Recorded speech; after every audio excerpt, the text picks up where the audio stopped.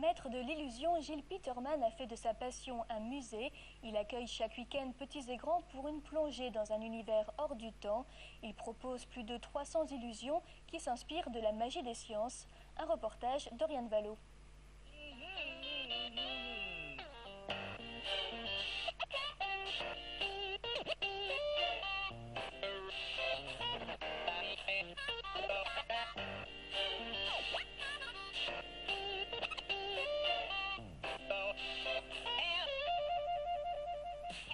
Ici, l'illusion est partout, dans ce que l'on voit essentiellement, des images qui trompent le système visuel humain et déforment la réalité. Des phénomènes optiques qui expliquent de manière scientifique ce que l'on prend parfois pour de la magie ou des hallucinations. Les images ont double sens, une tête de mort cache un bloc opératoire ou encore une femme. Mirages, images impossibles, théorie du chaos, le musée des illusions met à l'épreuve notre sens de la réalité.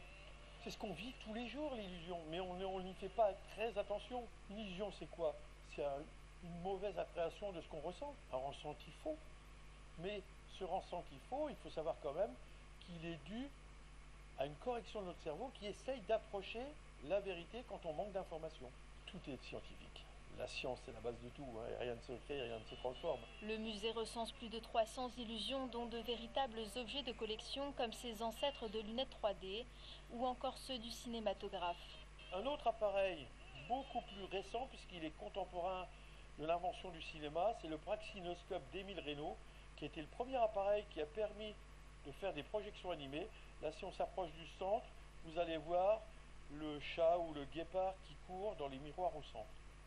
Donc c'est grâce à ce principe-là qu'Émile Reynaud a fait les premières projections à Paris.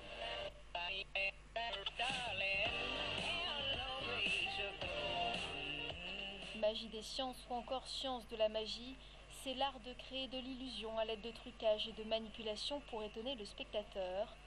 Toute la magie résidant dans l'art de lui faire garder son âme d'enfant.